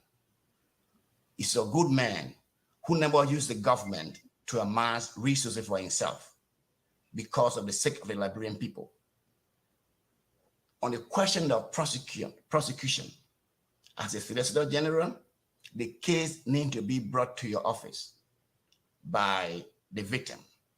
Or you don't just go in the street or go in the town, go in the city and look for cases. I think Blue Jay knows it very well. Nobody will come out to say there was a case that was brought to Gongloe to prosecute and he dodged a case or he was bribed, so he left the case. But what is key here is Gongloe understands that the governance system of our country has a problem. And that problem needs to be fixed with his change agent, which is Gongloe, who is willing to be the servant-in-chief of the Liberian people. Thank you. Thank you very much. And let's move on to an excerpt from the interview with Gongloe. He referred to Mahatma Gandhi's famous quote, "Be the change that you want to see." Mr. Gongloe referring to himself as the change agent, especially when it comes to Liberia's fight against corruption. Charlie, talk to us about that. Do you think Do you think Mr. Gongloe is the change agent when it comes to the fight against corruption? Look, I'm awaiting to see his records. We don't have his whole public service record, so it's difficult for me to characterize him as a change agent. All I'm hearing from Mr. Gongloe is aspiration. I take, for example, we move away from the Ministry of Justice, where he was Solicitor General, and goes to the Ministry of Labor. If you see the labor practices in Liberia at the time he was Minister of Labor, it was very disastrous, especially for the Liberian worker. The pay rate for Liberians labor, was very low. There was high expectation of Liberians, and there was lack of protection for ordinary workers. And he was a labor minister. And the pension scheme in Liberia, which is linked to the labor ministry for ordinary people, is a disaster. So I don't know his role in that regard, and I don't want to accuse him of doing anything. But again, Where is the record of fighting these things? Where is the record of him demonstrating that if we make him president, he will be able to clean up the system? It's not just about sitting down in the midst and doing nothing or not getting involved in the dirt, but have you really participated in cleaning up? He's saying he's a cleanup man. We're not saying that he's a dirty man, but he's saying he's a cleanup man. Where is his record of cleaning up? That's what we're looking for. Show us your record of cleaning up. The broom man. That was the comment from one of our panelists, Flo J. Choppy Chatty. Let's move on to Bobby Mitchell Crawford. You can respond to Flo J if you want, but let's talk about Tawan Gongloe being referred to as the change agent. Do you think he's the guy to be called the change agent in Liberia's fight against corruption? That seems to be the recurring theme for all political aspirants. I am the change agent. That's an overused phrase. It's all good and dandy, right, for a politician in the person of the astute counselor, and I'm not being sarcastic here, right, to say he's going to fight corruption. That's just a few problems that Liberia has. What about the infrastructure deficit that Liberia has? What about the degrading healthcare system, the education system? Alexander Cummings, the 5 pillars that he identified, that's the candidate that you all know on the platform that I identified with the Alternative National Congress, the Real Change Party. On day one, some of the things that he wants to address: infrastructure deficit, that has nothing to do with just road, internet connectivity, reliable electricity, good drinking water, job creation, good education, healthcare. Those are some of the things I have yet to see in how much that we admire the councillors stand on corruption, in how much that we admire the councillors stand on good governance. I have yet to see a platform, I have yet to see rather an interview where he will lay out some of the issues or some of these things that I just alluded to earlier that will take Liberia from a current stage, because Liberia problem is just not corruption. Liberia problem is just not bad governance. As a consequence of the civil war that displaced thousands of our people and 250,000 of our people got killed as a consequence of that, we are lacking behind a lot of things. So this thing needs to be addressed. So I have yet to see the councillor speak about them. What has been a recurring theme, and I know I'm using the word over and over, is corruption, corruption, corruption, which is a good thing though. Don't get it twisted. It's a good thing. But let the councillor speak on other issues. How he's going to create jobs for the Liberian people. How is he going to address the infrastructure deficit system? How is he going to address the educational system? It is one thing to be a man that has an impeccable character. What is his team? Who are he surrounding himself with? Thank you. Thank you very much, Mr. Thank you very much, Mr. Crawford. Let's move on to Mr. Ja Winkin Weah. You can respond to these 2 arguments if you want to. Okay. Mr. Crawford raised the argument in addition to Mr. Tawan Gongloe fight against corruption. What else can he offer the Liberian people? And also to blow the argument, show us a point in time that Mr. Gongloe actually fights corruption. Let's get your take on Mr. Gongloe being referred to as a change agent. Okay. To start first, corruption is not white, it's not blue, it's not green, it's not yellow. It has no color. It's by art. It's concrete art that people see. The way to fight corruption under Gongloe's administration, on day one, he is going to pass executive order that will allow the Liberian National Police to be able to arrest any Liberians regardless of your status in government when you commit a crime. That is, nobody will be above the law. Under Gongloe government, the Liberian people will know how much are we generating from the Liberian Maritime Program and how is it used.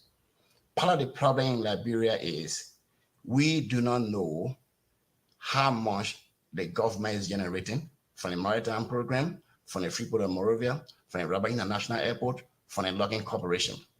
The other thing Gongloe will do is that on day one, he's going to pass executive order to stop the shipment of logs in Liberia. They will be processed.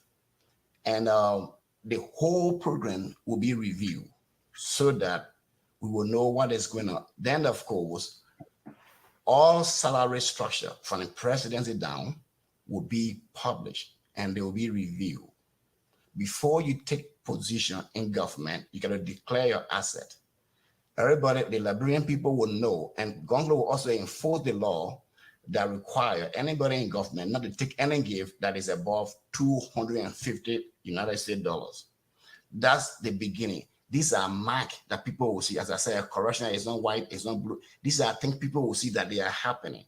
That's how the Liberian people will begin to internalize the true change that Gongloe is bringing. Thank you very much, Mr. Jar Winkin Weah, and thanks to both of you as well, Bobby Mitchell Crawford and that Bloje Choppy Charlie. You guys' contribution to this segment of the show has been very interesting and intriguing. Again, guys, this is the Hard Zone. Continue to follow the network. My name is Derek Yale, and coming up next on the Hard Zone is Cummings' response to President George Manuel Weah response to his open letter. We'll be back with another segment of the Hard Zone.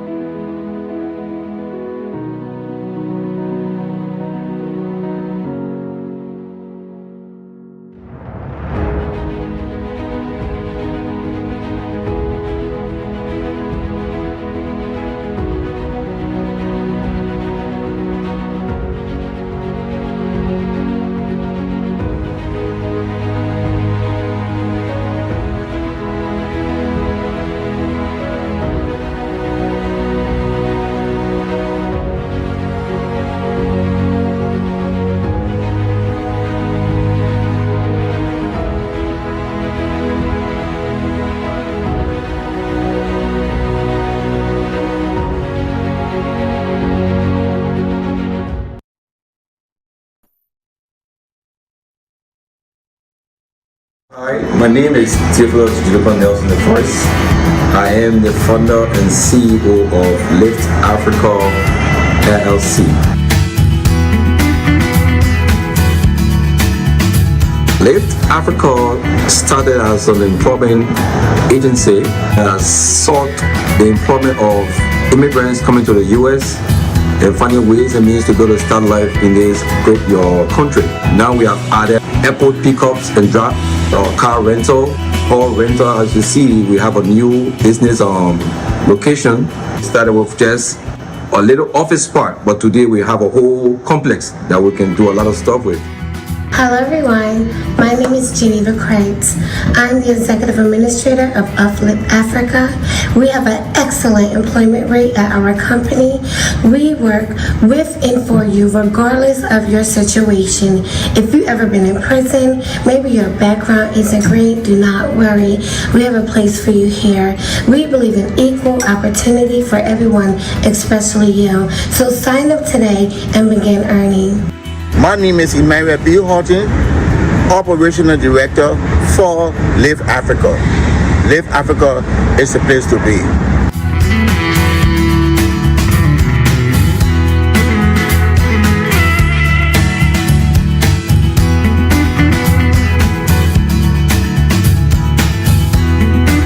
Welcome back to the Hot Zone. My name is Derek Yale, and this is the Liberia Radio and Television Network.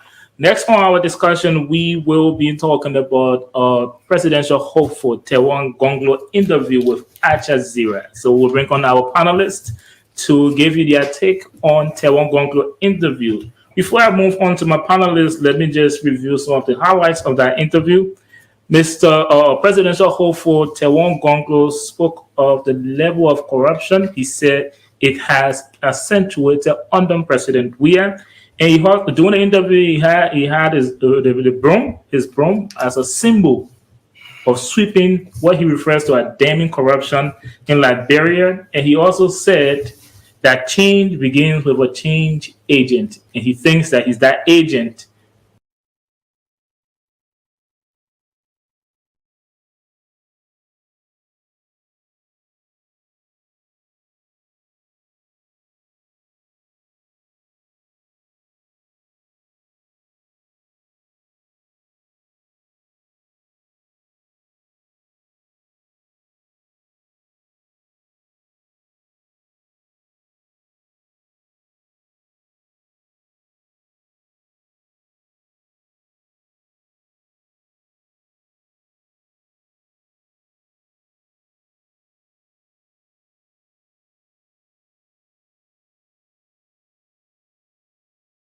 Guilty of some crime, and that's very dangerous.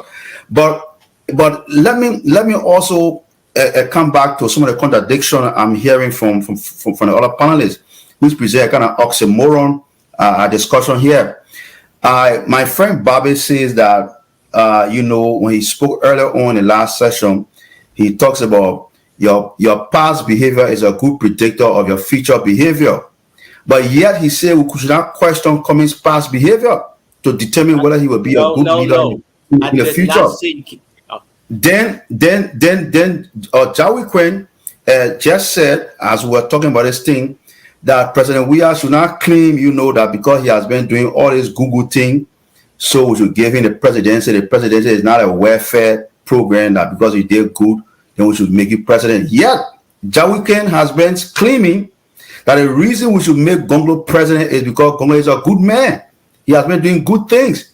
So is it only Gongloe good we should give him the president as a welfare or a project? Or when it comes to Mr. Weah on the good things, we should not give him the presidency? I mean, a lot of contradiction, a lot of, I don't know what else to describe this thing. But what we are seeing here continually, we are seeing questions that continue to be raised by people who are claiming to be better governance, and they have not yet been able to prove that good governance quality. Thank you, Lord Charlie. Just another 30 seconds with you. So just in summary, you're saying that you don't think it's important that the president come out and distance himself from these grave allegations embedded in this letter. You don't think that is important? Well, no, I've never said the president should not comment on it. I said it's a matter of choice. because Cummings says something doesn't make it. Will you call on the president to come out and distance himself from these allegations for the sanctity of the seat? I will leave that to the president, because again, one of the things you will not call on the president. I would say it's always a good thing when somebody accuses you. I would say it's always a good thing when you're accused to either denounce those accusations. I mean, it's always a good thing to do that. Would you, Lord J. Choppy Charlie, would you call on the president to distance himself from these allegations? I can only say it's always a good thing for anybody who is accused to denounce those accusations if they are false. I will stay with you on this, and then I will move on to Mr. Jawaharlal Weah. Mr. Cummings accused the president of writing including a lot of falsehood in his response letter. And one of those contradictions in his letter was when the president made mention of suspending his career. In Mr. Cummings' letter, he said that was a lie because, as the record shows, Mr. Cummings and Ambassador Weah at the time actually played in a match in 1997, the time frame of which he said he suspended his career. How do you respond to that? Well, before I say something about it, I'd like to comment on the issue raised by Cummings regarding President Weah supporting rebel faction. Okay. The only problem I have with that is that I'm not saying whether it's a falsehood or not, but why did he raise it at this time? I mean, Mr. Cummings now. Did he just get to know about that? When was he told? So many Liberians need to ask questions. Why they come and raise the issue at this time? Because that happened a long time ago. The Liberian Civil War has since passed. But so I don't know whether Mr. Weah has to respond to that or not. But it is good to raise the issue. But Weah has the choice to respond to that or not to respond to it. But I think the reason why he's not responding is because of what I've just said. Because Cummings just raised it because of following the exchange of letters. Then he brought about Mr. Weah supported rebel or not. I'm not defending Mr. Weah, whether he did support or did not support. But I'm talking about the time frame of the issue. What was the other question? The question was on the falsehood in the letter. President Weah claimed to have suspended his career, and Mr. Cummings said that was a lie. Yeah, it's exactly what I said. It's like that reminds me of Mr. McGill and Obama here in the United States. Obama never fought war. Mr. McGill fought war. He was detained, beaten, and brutalized. That does not mean he was entitled to the presidency of the United States. The American people never elected McGill because he suffered, he died, or people beat him up. So that's what I'm saying. Whatever Mr. Weah did, people did more great things than what he did, and he was in the position. American people would have said, whoa, Obama has never gone to war. Obama was just a community organizer. Come on, man. Here is a man who was beaten, detained for years, crippled. That was not a benchmark for him to become president of the United States. So I'm saying Mr. Weah should not use what he did as a made the look. Because I did it, I was a football player, this and that, so I'm entitled to the presidency. That's what I'm saying. To clarify what between him and Gongloe, Gongloe is not claiming that he did certain things so he should become president. All what he says is that the structure is not working. And in order for the structure to work, it needs somebody who understands the structure of governance. Because from time to time, people follow the same governance structure. We keep doing the same thing over and over.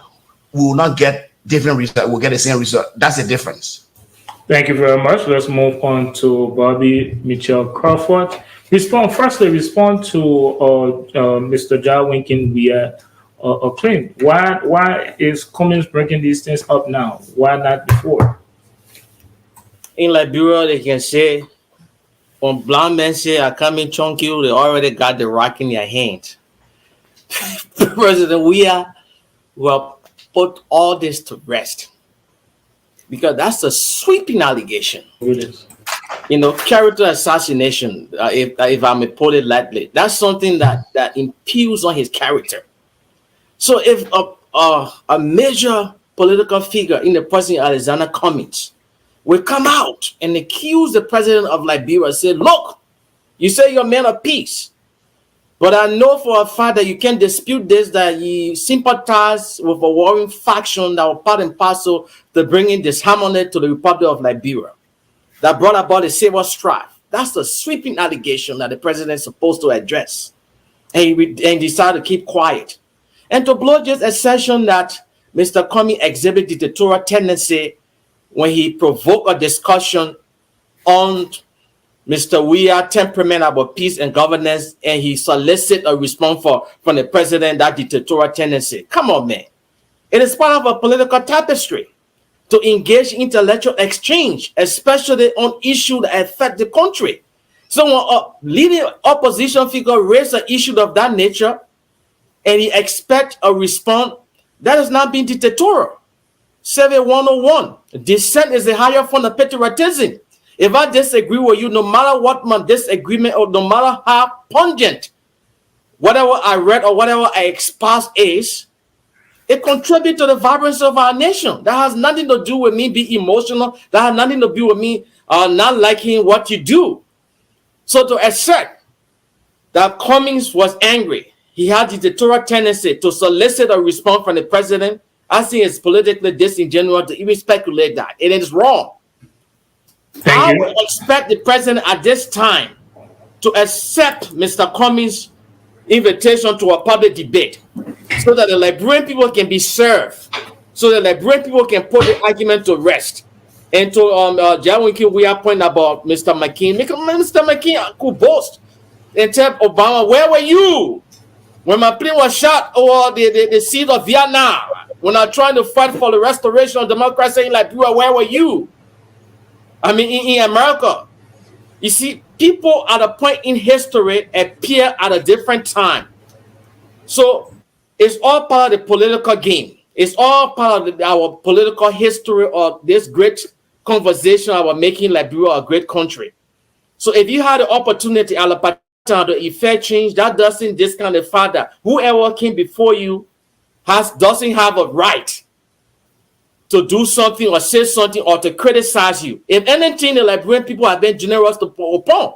It's based on his popularity that they elected him overwhelmingly as a senator. It's based on his popularity that they elected him as president. And he's performing dismally.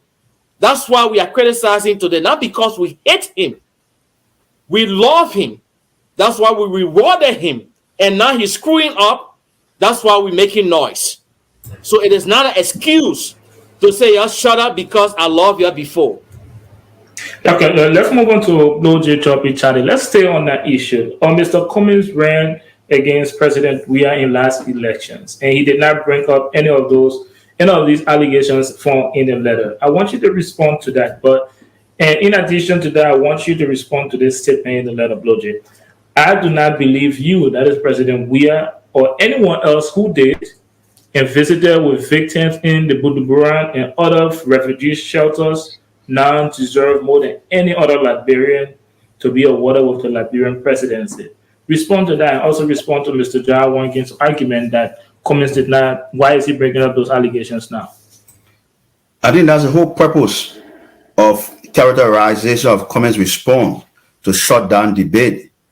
And that's why it makes Cummings' response dangerous to public discourse. That Mr. Weah has queried his record. Instead of coming and defending his record or explaining his record, he's trying to shut down debate by bringing in all of these allegations and making all these wild accusations that have never been made in the past. It is a very dangerous behavior, as we said in the past. It shows that the continued poisoning of our political exchanges, where if you speak out, then somebody is going to try to shut you down. And that is a problem with Mr. Cummings' response. He's trying to shut down debate at the same time calling for a debate. You know, it's kind of a contradiction, as I continue to repeat. But let's draw attention to something else that my friends are saying and trying to use Obama as a point of reference. Again, exposes deep contradictions, because if McLean did talk about his record, he did talk about his record, his Vietnam record, and all these things, but Obama answered. Obama said, yes, I also contributed towards the country development. I was a community organizer. I was working. I was doing this. So the issue is not about the same thing as we have said to Mr. Cummings. You didn't have to go in a refugee camp like Mr. Weah. Everybody don't have to do the same thing for the country to make a claim of working for the country. We simply wanted to know what Cummings' contribution was. Obama answered, and that's why the American people saw the distinction. If Obama had not answered that McLean question, the American people wouldn't make a choice. So for anybody to claim that the American people just dismissed or McLean and decided to choose Obama when Obama could not make the case, where was he? What did he do? How did he contribute to America? Again, not a fallacy. That's fallacious. So we have to be able to respond to this question. We have to be able to educate the public in a way that they can benefit from this public dialogue and be able to make important, informed political decisions, not angry verbiage at other people because we disagree with them or try to shut down public debate. Thank you. And let's move on to Mr. Jawaharlal Weah, and also you can use this opportunity to close out on this discussion. I'd like to ask you this question, but before I do that, I'll refer you to Mr. Cummings' statement. He said, standing on the shoulders of the millions of Liberians who desire real change in our country and improvement in their lives, we will meet and defeat you at the ballot box in 2023 and make your failed and disappointing leadership a one-term presidency. Mr. Jawaharlal Weah, do you agree with Mr. Cummings in that statement? That is relative. It depends who you talk to. Or what can I say? You see, like in Liberia, people don't understand. Most people don't understand what is abstract. That's why I like talking concrete. That's why I like a lot of document, because most people don't understand a document. I like to talk to real life that are practical stuff. I don't know how many times the Cummings has visited one of these places like Logan Town, West Point, all the kind of places to identify with the Liberian people, to go in the street and sweep, which Gongloe does. It is in Liberia, the culture is about who can identify with them. For so long, people felt when you are educated, you are better than the other person. They saw that over the years, it didn't work out with them. That's how Mr. Weah beat all the professional politicians, because they needed something new. They needed somebody who was like them. But unfortunately, we are disappointed the population. Why? Because the same advisor do had, Taylor had, those are the same advisor we has. We have never make any change.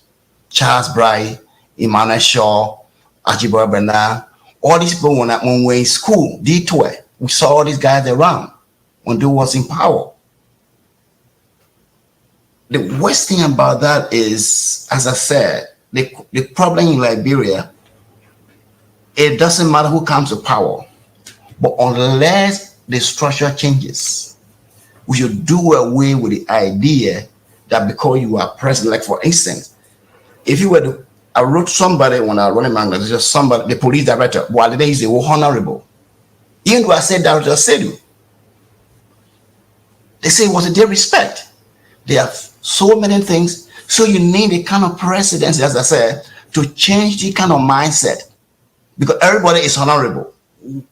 When you are minister, you are minister. You are director, you are director. It's no disrespect. The highest position in Liberia is president. Why do you even need excellency? You are president, serve on the people. So what I'm saying in short, what Mr. Cummings, when you beat Weah or none, whoever beat Weah, they need to do more work, including the men that are support, because of the cultural aspect. Most of the Liberian people feel that maybe we speak their language. He goes in the community and dance and play drums and do all of these things. They see that as they may identify with them, but they do not understand how does they really improve their lives. So Cummings needs to explain. Thank you very much, Mr. John Winkin. Let's move on to Glo J. Choppy Charlie, and you can close out on this discussion. Let me ask you a question. Alexander Benedict Cummings, the standard bearer for the CPP, a man who have a global business leader who have never been on a soccer page, is taking this challenge to a soccer star that will ultimately prevent him from playing the second half of his tenure as president. Do you think Alexander Cummings has what it takes to stop President Weah from playing that second half of his presidential tenure? Well, based on all the facts that we have seen in the political situation in the country, I think Mr. Cummings and his ANC has not shown the ability to win elections in the country.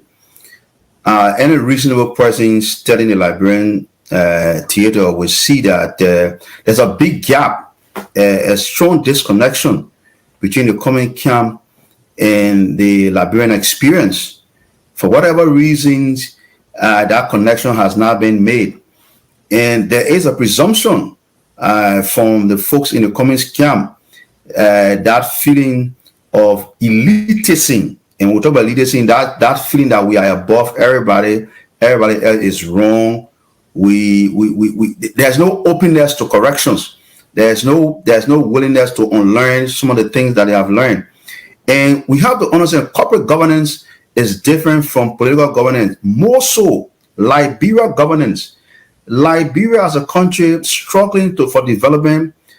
If you take a man like Cummings, who has succeeded in the corporate world, looking at him now as a stand, he's unqualified to be president of Liberia, because Liberia needs somebody that can do what we call re-engineering and nation-building skills. We don't need a manager. Cummings is a manager who was already in a corporation that was already well organized, well structured, well functioning, and he was just managing people and processes. Liberia don't have a well-functioning system, a well-functioning organization to just have a manager to manage structure and system. We need somebody with innovation, with creativity that can create these things. And the fact that Cummings has not shown a kind of connection to recreate himself, that he can be appealing to the Liberian people, raises a lot of questions. Maybe he will come there, but as it stands today, he has not shown that capability and possess the quality to be president of Liberia. Thank you very much, Lord. Thank you very much. I'm coming to you, Bobby Michelle Crawford. Thank you very much, Lord J. Choppy Charlie. And let's move on to you, Mr. Crawford. And I know you have things to respond to, but after you're done, can you answer the question? Alexander Cummings, the person you support, extended an invitation in the closing of his letter to the president to an open debate. Can your guy do the same for other opposition leaders or other presidential hopefuls? And what can he present to tell the Liberian people that he is actually the best candidate to take on President Weah in elections 2023? Earlier before we came on, there's something that a foreign citizen raised about Cummings' chance of being president, and most of his supporters are unwilling to learn habits. They have that air of elitism, and he doesn't relate to the Liberian experience. May I remind you, it was during Cummings' time as CCP chairman that the CPP enjoyed some of her best moments. We saw the election of Darius Dillon. CCP or ANC came on the political scene in 2017. They got 3 senators. Vouchers, whatever be however they vote, but at least they ran on the ANC platform. We got representative. So during those times, all the way he came forth for 5th place. he had gained the support of the Liberian people and he had rewarded him with senators and representatives. The fact that we are even having a discussion, minus Joseph Boakai, speaks volume. They say if you're not doing anything right, people won't talk about you. The fact that we even mentioning Cummings in a political discussion says a lot about the man he is. The whole question of elitism, and sometimes when you try to explain to people, they say you're being defensive, because it hurts. I know how much that man work. I know how that man listen to people. People that make this character judgment on him, they don't even know him. People that interact with Cummings, they will tell you he's a listener. If you talk to him, he listens. He takes your suggestion. There's nothing will tell Cummings that he won't mention.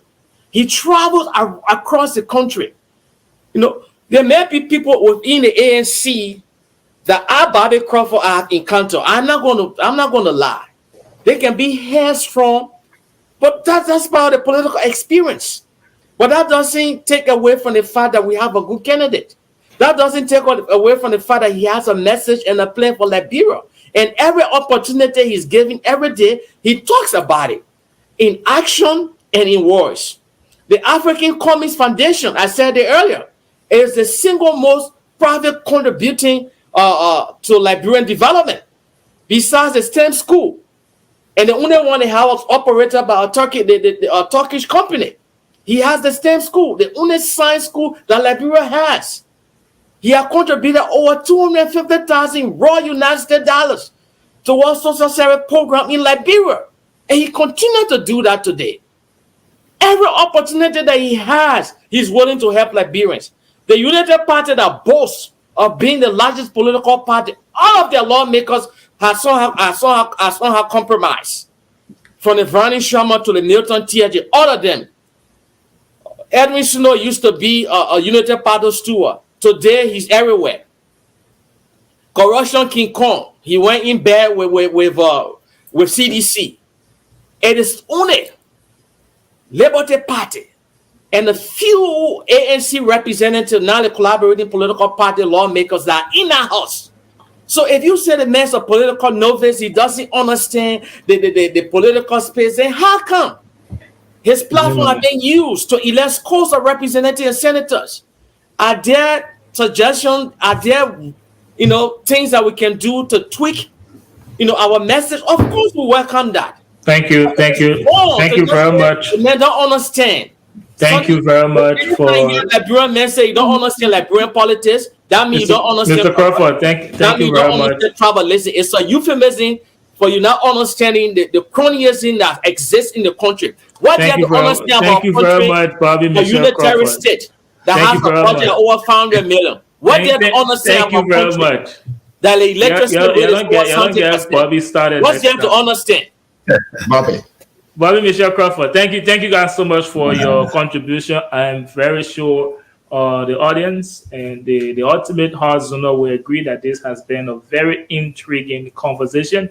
And before we get to our icebreakers segment, we would like to urge you guys to continue to follow the network on Facebook and YouTube. This is the Hard Zone. My name is Derek Gallet, and we will join you back after a brief break. Hey there. Many Liberians are members of social clubs, 501c NGOs, and school alumni. Many Liberians are trying to open their own 501c NGOs, home care agencies, and social clubs. Does your organization have a professional website? Does your web platform have the right wording and content to attract grants? Hopefully you're not running your organization only through social media. There's a more professional route.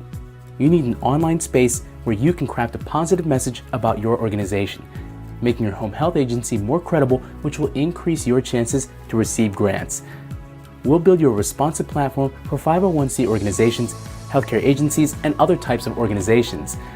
We'll provide you with full website maintenance, membership sign-in, private charts, Facebook and WhatsApp integration, live video feed for all your meetings and special occasions, a dashboard for members to see all the activities, and email and text auto reminders for meetings.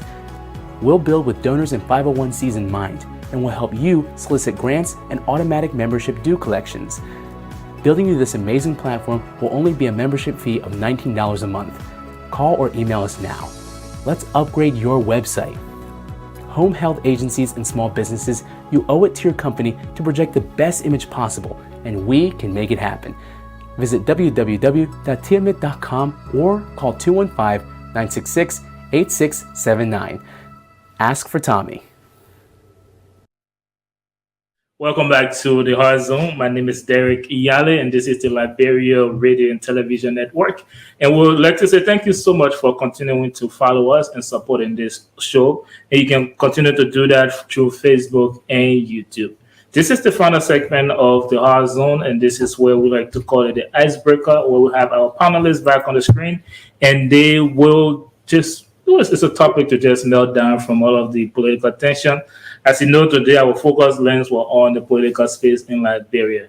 And for this segment, we will also ask for your participation in the comment section when you're watching us. So, decide what's the best soup from Liberia. So, if you're watching us on the Hard Zone, put down give us your comment and tell us the best soup in Liberia, and we will give you our panelists' opinion on this and their position. Let's start with Blow J, because Bobby has accused me of starting with him always. So let's go with Blow J this time.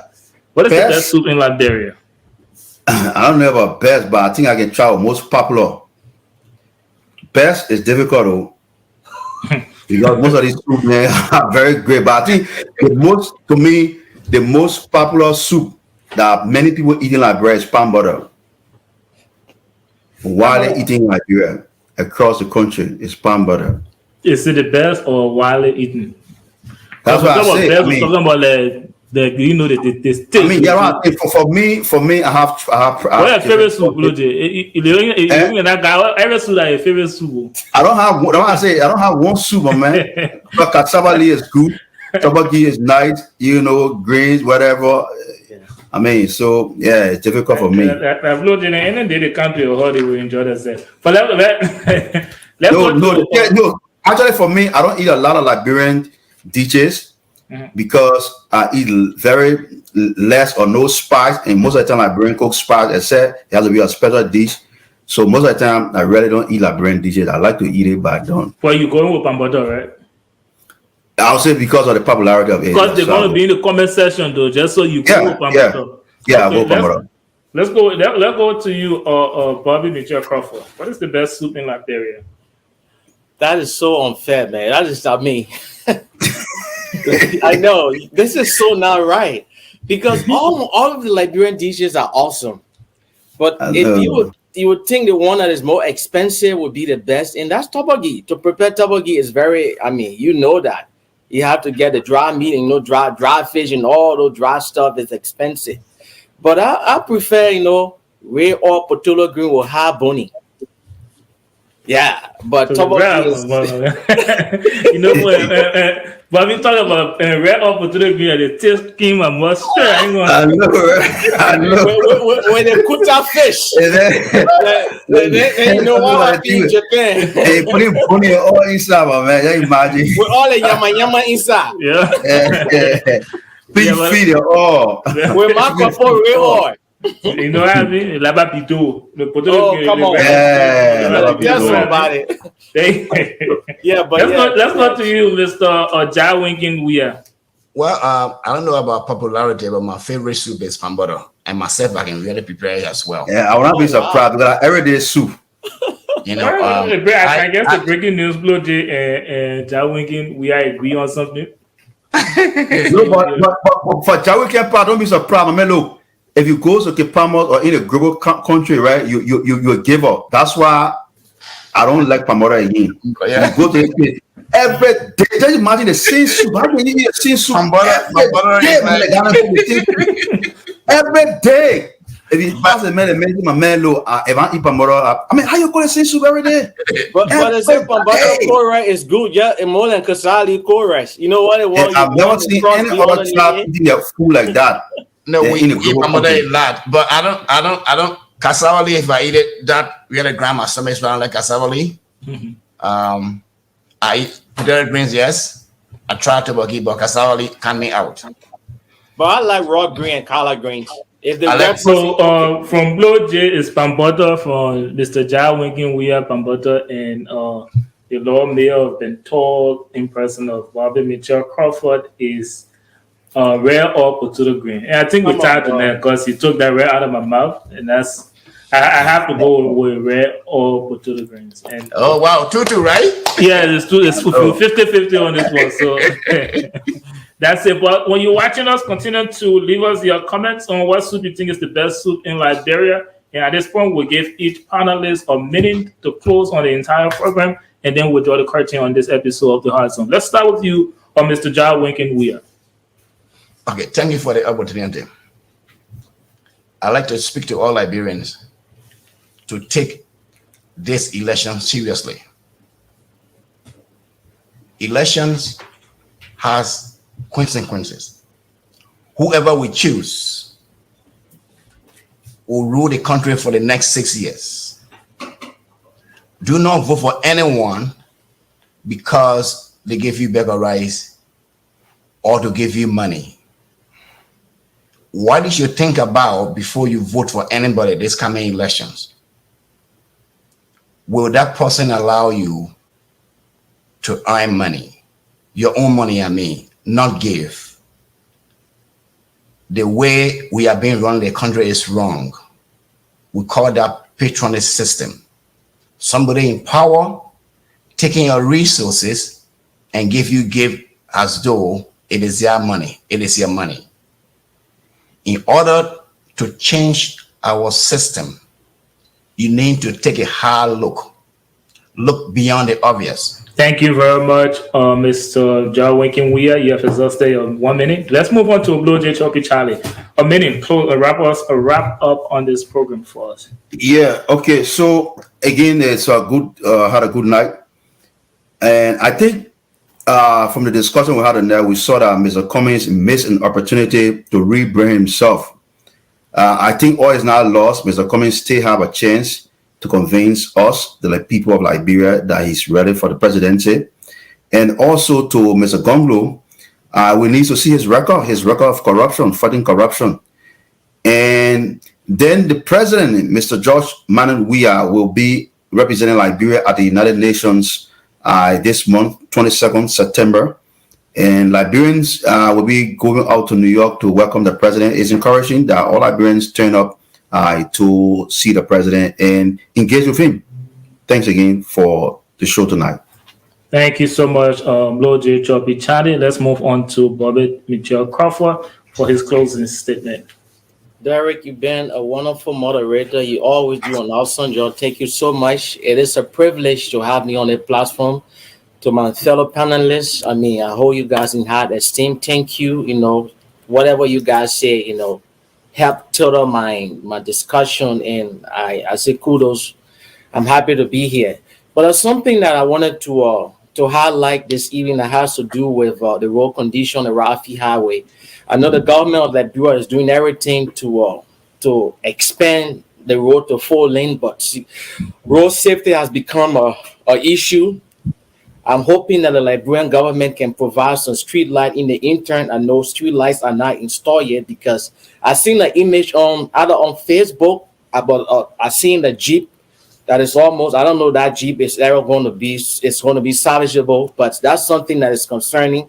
You know, people, that is a major route to the airport. Until they can fix that road, I'm hoping that the government of Liberia can do something to ensure safety of pedestrians and motorists at the same time. And I would just like to also speak about education. I've seen this image with some Liberians, you know, going to the airport to welcome Amara Kane.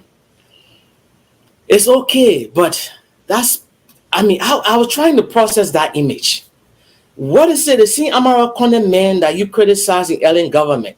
I see people literally crying if to say Kane was coming to save them. That speaks of the ignorant in the country, the ignorant rather that is in the country. You know, education needs to be emphasized. We need to invest in education. Seriously.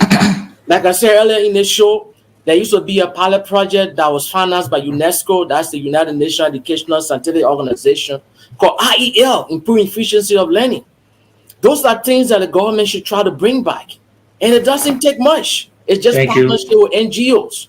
So we should emphasize education so that our people can be not only politically conscientized, but they can be able to make the right decision for themselves and not make a fool of themselves going to work on no political commodity in a person of Amara Connect, where they were literally crying if to say Amara Connect, save them.